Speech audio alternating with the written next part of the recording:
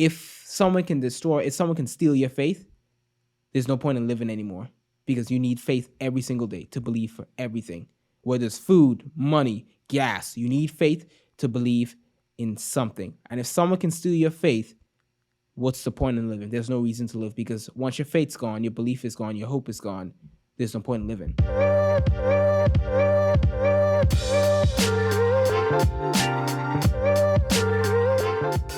Welcome to Faith Ignite, guys. We're so happy to have you guys today.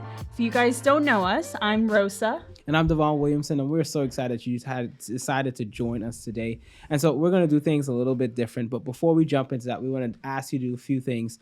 Like, comment, subscribe, and share. If this content is helping you in any way, go ahead and do us a favor and do those things. Also, turn that notification bell on so when we do release new content, it comes to your inbox and you get the notification. So do us those few things and then we should be good. But we're going to do things a little differently today, because we realized after recording all of these episodes and interviewing everyone, a lot of you guys don't know who we are. And so we wanted to take a moment to kind of peel back the curtain a little bit and kind of share with you guys what our lives are like, right, and who we are as people. So yeah, because it's been 3 seasons. Yeah. This is season 4 episode, the first episode that will be launching for season 4. But you guys don't really know us. I mean, kind of. Maybe you've heard that accent that Devaughn has, and you're like, where is he from? I don't know. So where are you from? Yeah, so I am from a little town or a little place that's 21 miles long, 7 miles wide, in the middle of an ocean called the Bahamas. And so I was born and raised there till I was 18, and I came to college. But that's pretty much where I spent all my time. I grew up there, spent my entire life there, and I enjoyed it. But a lot of people don't know. When I get around Americans, I subconsciously, and hear me, subconsciously, I don't intentionally do this, but I subconsciously switch. So when I'm like around Americans, I sound American. So yes, right now. But when I get around people from the Caribbean or the Bahamas, then the accent comes out. And the way you can tell is my voice gets louder. Very loud. And sorry, not louder, it gets higher. Oh yeah, so high pitch. It gets high pitched, and I talk a lot faster. So that's how you can tell. But like I said, when I'm around Americans, like now, I subconsciously code switch. So yeah, so now I'm sounding very American-like. But if I get around family and friends, I'll sound more like a versus Bahamian. Me, you're like, oh, Rosa's probably from, I don't know, somewhere in Texas. Yes, I want to say, I don't know. Yeah. But I'm actually Hispanic. I was born in Panama, but I moved to the States when I was 3 years old. I want to say I was raised in San Antonio, Texas. So yes, I'm a Texan at heart. But yeah, I grew up with speaking Spanish at home, and then when I would go to school, speaking English with my friends. And disclaimer, we don't, in our household, we don't speak Spanish. No. We're not quite there yet. We're still trying to learn. Maybe when we have kids, yes, we will. We definitely want to teach our kids how to speak Spanish, but I don't know a lot of Spanish, but she does, and so. Yeah. And then we both just ended up in Tulsa, both. Yeah. In 2016. 2016. Interestingly enough, we both went to school. We went to Oral Roberts University. We both went to college the same year. Same year and same semester, because it was like spring semester, so not like normal fall. Right. But spring. Spring semester. We had 2 of our 5 classes that were together. And so that's when I knew this girl was into me. So she would sit next to me, and like she would kind of play like hard to get. No, but yes, she not would. True. But yes, that's we'll how just the story. Leave it there. That's how the that's story for goes. Another episode. Yes, but we both went to college. We both went to ORU. That's how we met, and so 6 years later, it's a history, a storybook that's been written. And we stayed in Oklahoma. Like, who would have thought that we would have from the Bahamas, from Panama? Yep. Unite, and we stay in good old Tulsa, Oklahoma. Yeah, it's just the effect Tulsa has on us. We just love it here. But it was in Tulsa where this got started, so that's pretty amazing. Yeah, that is true. So to give you guys kind of backstory, you guys are seeing this ministry, you guys are seeing this nonprofit, but don't really know like how it got started. And so to give you guys backstory, I was sitting on the couch, and this was drop an ad day. So this is the last day for registration. If I didn't complete drop an ad day for college. For college, yes. Drop an ad day for college. And this is the last day of registration. And so I'm sitting there on the couch, and I'm believing for funds to pay for my schooling so I could stay in school. And at this point, I'm like, Lord, I don't know where the money's coming from. I don't know what I'm gonna do. And so I decided to use my faith, and I was like, Lord, I'm gonna give this to you, and I'm gonna take a nap right now. And when I get up, I'm believing that this is gonna be taken care of. And so literally, I took a nap. It's at 2:00. I woke up at around 2:45. I took a nap, and I woke up. I checked my balance. It was still there. And so I was like, okay, I don't know how to do it, but in that moment, the Holy Spirit reminded me, faith comes by hearing. And so I realized I needed to hear something to build my faith up. And so I kid you not, I went online and I tried to search stories from like Denzel Washington, Dwayne Johnson, like these successful actors who started from nothing. Now they're like big time successful actors. Maybe I was like, maybe their life story would motivate me or encourage me. I couldn't find anything. I don't know why. I just couldn't find anything. And in that moment, the Holy Spirit said, I want you to create them. I want you to create those stories of faith so you can encourage other people. And so that's pretty much the conception of Faith Ignite at that point, where I didn't have something, but I was believing for something, and I needed something to fuel my faith. Yeah. And so that's why we share these stories. That's why we encourage people, because that's exactly what we needed to do, fuel our faith. Exactly. And then he told me, and I was like, I've always wanted to do a podcast, so can I be your co-host? And he said, of course. It was my wife. I mean, I couldn't really go with any other co-host. I mean, I can't create a podcast and go without my wife. And so we did that. And in our first episode we shot, it was on an iPhone 8. Yes, an iPhone 8. You guys can go watch that. We went into, well, they didn't see this one, but this, I'm talking before that. But yes. When we wanted to start, we had an iPhone 8. And we went into our bedroom closet. We closed the doors. We wanted that podcast feel. So we're like, okay, we'll close the closet door. Yeah. We'll go in this corner, put the phone there, and start recording something. And so we held the iPhone 8 just like how we are right now. Yes. We held it to our mouth, and we just started talking. And we started recording the first episode. Yeah. It didn't go well because we never aired it. But that was the start of it all. And then shortly after, we used our iPhone to record our first 12 episodes, I believe. Yeah. And that was how we got started, but we knew we needed to get this started. And so that was back in 2020 that we started recording. Right. And now it's to date, it's now January 21st, 2023. So or maybe it was 2021. That's when the first episode aired. Oh, okay. But we started recording back in 2020. Okay. But yeah. So it's now 2023. And so it's been some time, but we're still at it. So that's a good thing.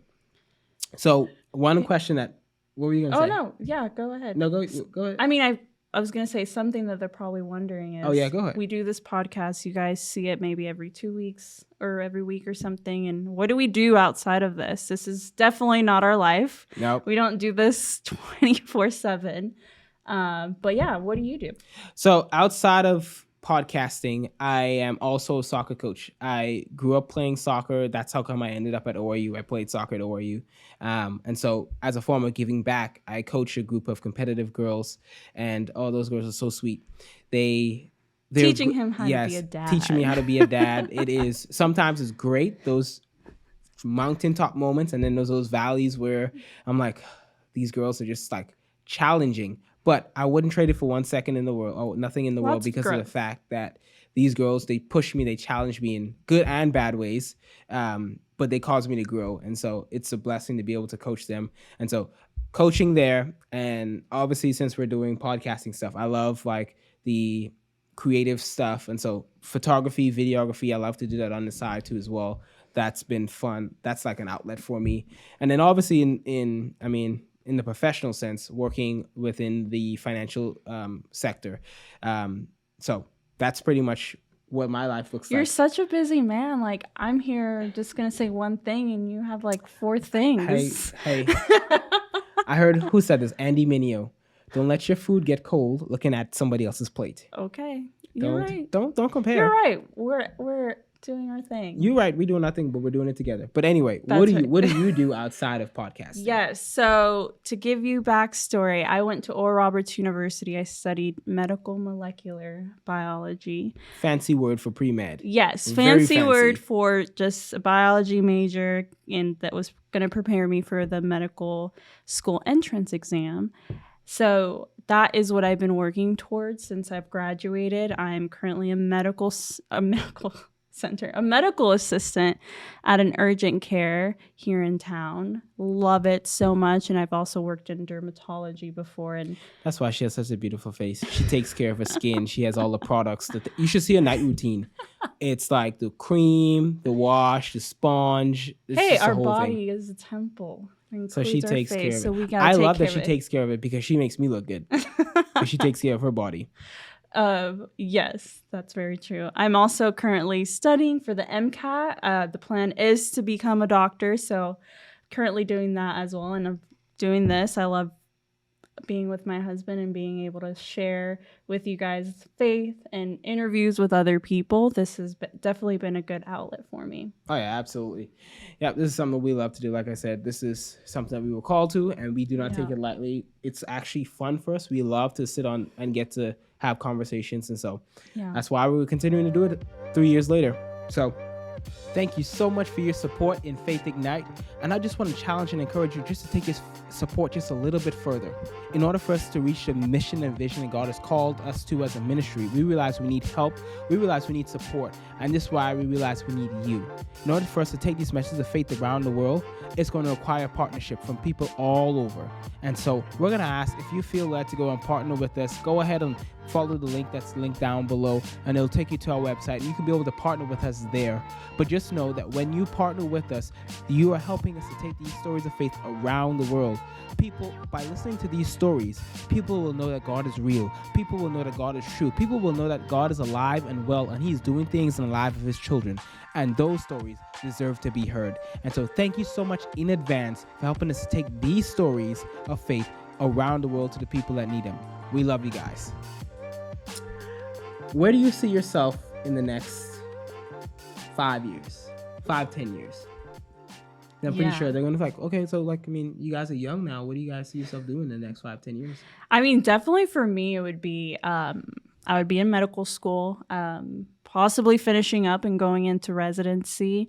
Not sure what specialty yet, but to be determined, and having our own house. I think that would be amazing. And possibly having kids too, building a family. It's not a possibility. It is. It's going to happen. It is going to happen.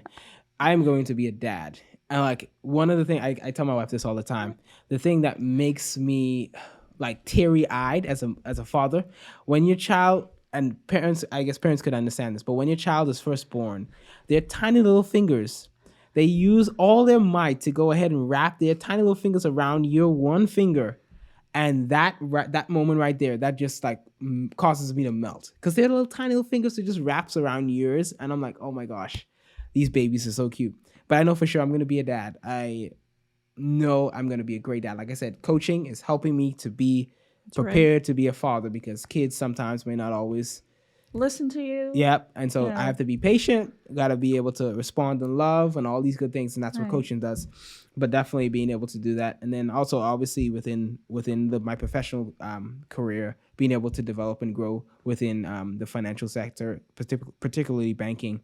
And so that's kind of what my plan is looking like as far as Faith Ignite. I want to be able to continue to grow this. Like I said, this is fun for us, but we know you guys get most of the value from it, because you get to hear real life accounts and stories of people that have done something ordinary, but has allowed God to put His extraordinary on it and come out to be something miraculous. And so being able to grow this and share this with many more people is pretty much the goal and the focus. So if this can end up somewhere in Australia, Antarctica, New Zealand, England, wherever, that's the goal, to be able to take this around the world, because you don't hear a lot of stories of faith. You don't hear about the miraculous things that's happened in ordinary people's lives.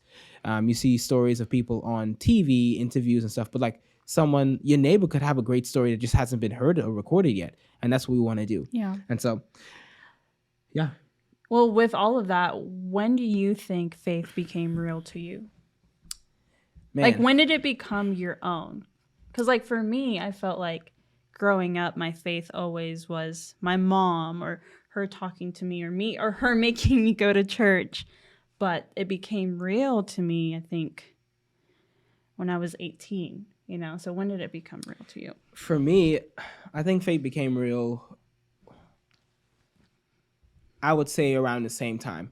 And when I was in college, like, yeah, I knew about God. I was saved at that point and everything. But faith became real to me when I was in college. And I met a man. His name was Mr. Bradshaw. And we were at a Wingstop. And this man came and he was having lunch with us as some of my soccer teammates. And he revealed everything to me that I knew, but nobody else knew. And I was like, who is this guy? And I saw something. I saw what I read about in the Bible. I've read about prophets, but I saw it for real. I was like, how does this man know me? And I hadn't told him anything. And I saw that for the first time, and I was like, wow. I said, if I ever see this man again, I'm going to commit my life to following and being mentored by him. I saw him like maybe 6 or 7 months later. That second time around, I was not going to let him get away. And from that point on, I was in 2018. From 2018 until this day, I have been submitted to Mr. Shell, and he has changed my life. And he has showed me what faith was like. He showed me how to believe for a car, how to believe for a house, how to believe for a job, how to grow a business in faith, how to get wealthy. He showed me all these things, and being under him, that's when I realized faith was real. Because I was reading one thing, but then I was actually being able to walk out the same things I was reading in the Word. And so 2018, I would say, is when faith became real to me. What about you? Yeah, so I can remember it. It was probably 2014, around December. And my mom had been fasting. So backstory, like I said, I'm from Panama. So I came to the United States when I was about 3 years old. My grandparents are United States citizens. So basically it's this whole process, but they had to do a petition for my mom to become a green card holder. Yeah. So that process, it's a long process. Yeah, it's a very long process. At that point, we had been waiting ever since I was here in the States, but then it came to a point where we had to go out to do an interview in Panama to get it. So you had to leave the country. So I had to leave the country, and I was thinking, oh, this is going to be like a 1 or 2 month trip, like so much fun, and then I get to come back, and I'm all good. Well, 2 months turned into 5 years, and during that time, it was very hard to believe that God would want this for me, like that God would take me out of comfortable old San Antonio, Texas, where I had my friends, I had my community, and then bring me to Panama where I didn't know anyone. And my Spanish was okay. Like it was like mine, how it is now. It was okay. I was talking at home. Like I knew home Spanish, but I didn't know like Spanish outside of that when you go to a whole country and that's all they speak, right? So after the 5 years, while waiting for that, there was they give you a call. So we were waiting for this call. For how long? 5 years. 5 years. Okay. Yeah. So December, we get my mom decides to fast, and then she prays over me and she prophesies over me that the doors are going to be open for me to come back to the U.S. In order for me to go to school. Mm-hmm. And I was like, you know what, God, like I wholeheartedly believe this. If this happens, I have like the moment that some people have, like, I will surrender my life to you. Like I'm all yours. Like just open the doors for me to come back to the US. And kid you not, it was like maybe a couple days later, we got a call from the United States Embassy that we had an interview. And I was like, oh my gosh, like, this is crazy. Like, this is real. And that was the first time, like, I had seen a miracle done for myself. Like, I always saw it for my mom constantly and how he provided for us. But that was my prayer. I felt like that was my miracle. And then 2015,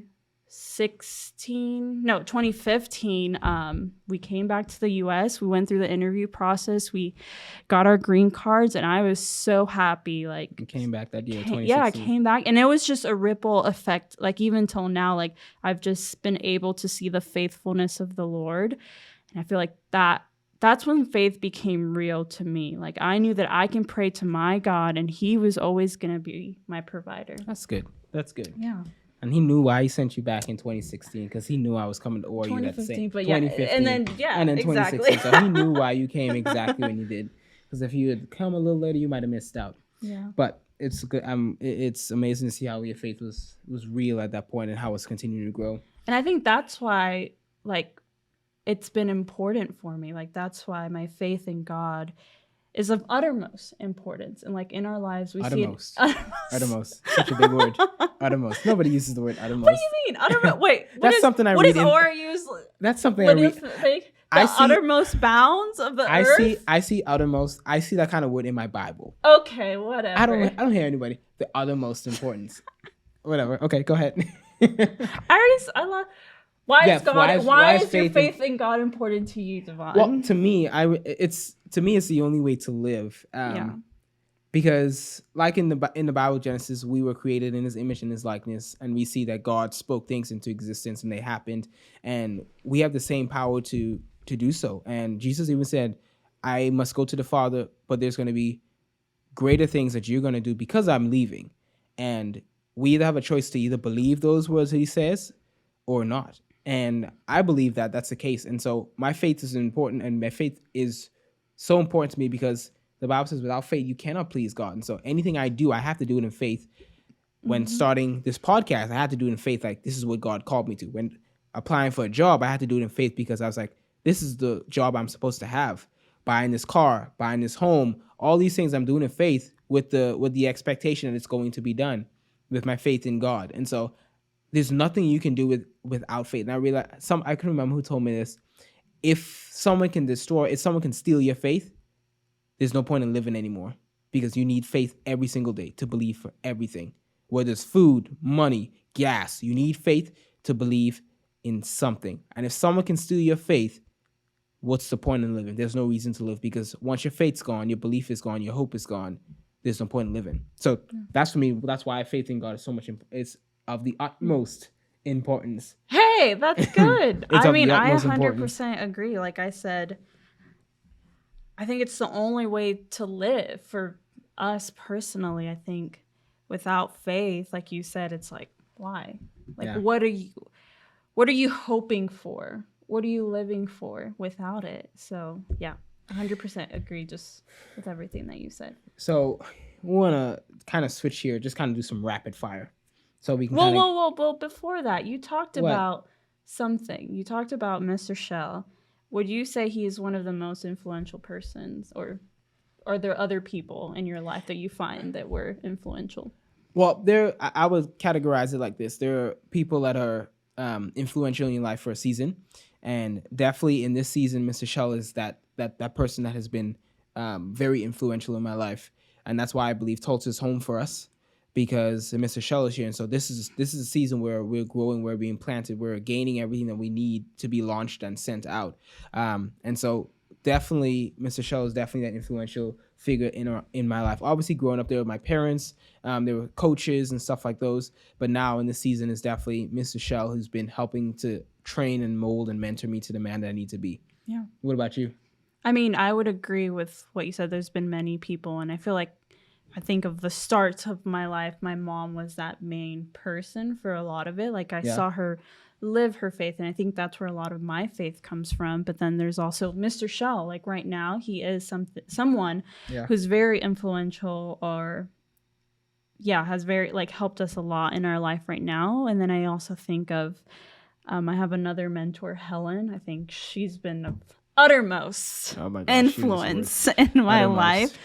She really helped me through when I came back to the US and transitioning to college and applying to schools and scholarships. I mean, she's the one who told me about ORU. So look, she brought us together somehow. The Lord used her to bring us together. Exactly. Fair enough. So Fair enough. I'm just really thankful for those people in our lives. And like you've said, there's I've had managers that have been influential. There's things that I do now because they've told me hey, if you do it this way, this is going to be a good plan, or it's going to go well. So yeah, I feel like God has put them in our life in a specific season for a reason, and look at the fruit that we have now. That's good. So now can we rapid fire questions? So I'm going to ask you some questions, and then you're just going to go ahead and answer. Okay. I mean, you have limited amount for explanation, but keyword there, rapid. So what is your favorite season and why?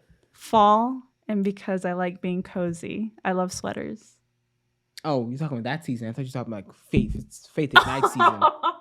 No, that's gonna be too long. It has to be short. Okay. Favorite season, like of winter. Okay, gotcha. I thought you meant Faith Ignite season, so I figured you meant like season 1, 2, or 3. Okay, but you meant like season. I mean, we can talk about that too. No, it's fall, and you like sweaters. Yeah. Okay. Cool. Okay. What about yours? Rapid fire. My favorite season, I would have to say it is fall. I like sweaters. Just kidding. No, it's fall, but because I actually like candles. I like to light candles. I love the mahogany teak wood and the pumpkin. I love the pumpkin smell and things. And so I only can like that and feel justified if it's in the fall. I can't do it in the spring or the summertime. It has to be in the fall. So fall gives me the reason to light candles. Granted, we come from countries where it's hot all year round. So I think fall it's granted that we like. Yes. So fall is warranted that we like fall. That we want. Yeah. So okay. So what is your favorite color? I was gonna ask you anyway. My favorite color and why? I have 2. Gray and blue. I love gray. My suits in my closet, I probably have about 3 or 4 gray suits, and then blue. The rest of the suits are probably blue. So gray and blue because they're so neutral. They are pretty much the staples. So gray and blue, and so that's why I just like them. They're neutral. All right. Well, my favorite color is blue. Would you say I wear it? Yeah, I kind of do wear it a lot. But then I also like black. Blue and black. Yeah, blue and black. But for me, it's gray and blue. So I like those kind of colors. So, what is? Oh, we already said it. But who's in most influential person? Go ahead and ask me. The next question? His favorite question. Rosa. Yes. What do you love the most about your spouse? Love this question. Yeah. Context. Devaughn is he's a words of affirmation guy. So this is going to be good.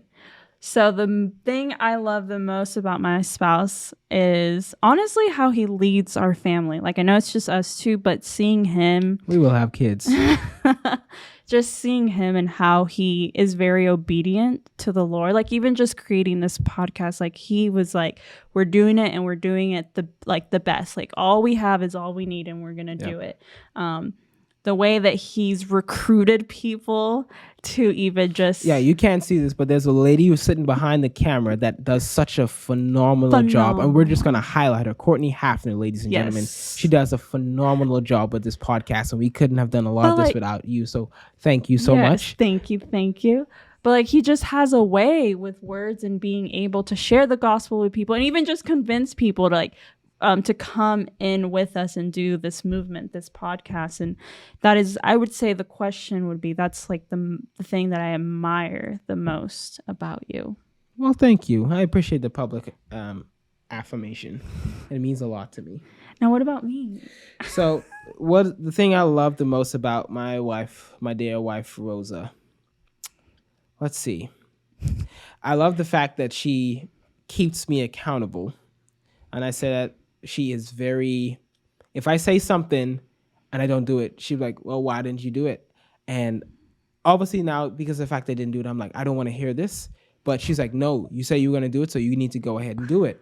And so I like that in a sense, but in that moment I don't, because I'm upset because she's reminding me of something I said. But I love the fact that she keeps me accountable, and that's something I need, because what God has called us to, it's going to require a lot, but it also is going to we have to have accountability to make sure it's done and done correctly. And so her being by my side to being able to keep me accountable is something that is of utmost importance. And so I want to say something else. What? I think another thing is about me? Yes, about okay, you. Go ahead. I love the support that you give me, especially with the dreams that I have, especially with me wanting to go to medical school and you supporting that and you doing the best that you can right now in this period where I'm taking gap years, that you're doing everything that you can to support our family. So I appreciate that a lot. Well, good. I love you. I love you too, baby. But I love that about my wife. I love the fact that she is willing and open to trusting me in a sense that I can come home one day and be like, baby, God told us to build a spaceship to go to Mars. And she would, I kid you not, she would be like, okay, let me pray about it. And she'd pray about it and she'd be like, okay, I trust that you're hearing from God, and so we're going to go ahead and do this. We're going to build this spaceship, and we're going to go to Mars. I love the fact that she's willing to do so, and willing to trust me, because I mean, I grow based on the situations that I encounter, based on what I go through, but she's giving me that freedom to go ahead and test my faith out, honestly. And that's what I love. I love the fact that she's willing to do so, because if she wasn't, it would have been like kind of hard to, because like I want to do something. I believe I'm like being led to do something, but she's like, no, we're not doing that. We're not taking the chance. We're not taking the risk.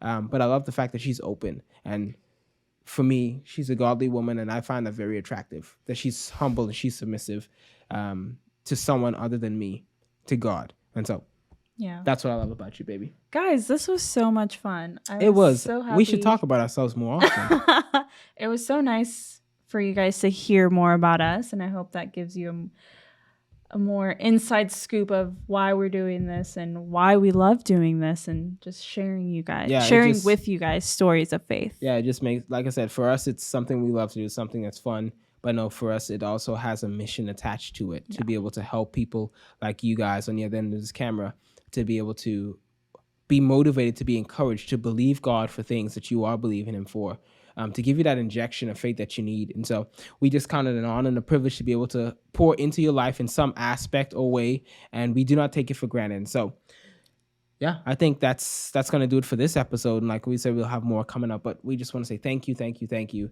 for tuning into this episode. Don't forget, do those 3 things: like, share, subscribe, to help and continue this podcast to grow and take it to wherever it needs to go. So with that being said, my name is Devaughn Williamson. And my name is Rosa Williamson. And this has been Faith Ignite.